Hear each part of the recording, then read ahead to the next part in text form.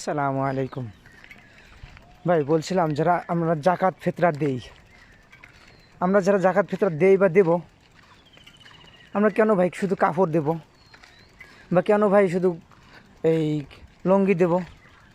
ভাই আপনারা জানেন, আপনারা যারা শুধু এই আপনার জাকাত ফেরা ফরজ হিসেবে আপনি জাকাত দেবেন, ঠিক আছে, শুধু যে কাপড় কিনে দিতে হবে এমন তো কোনো কথা না।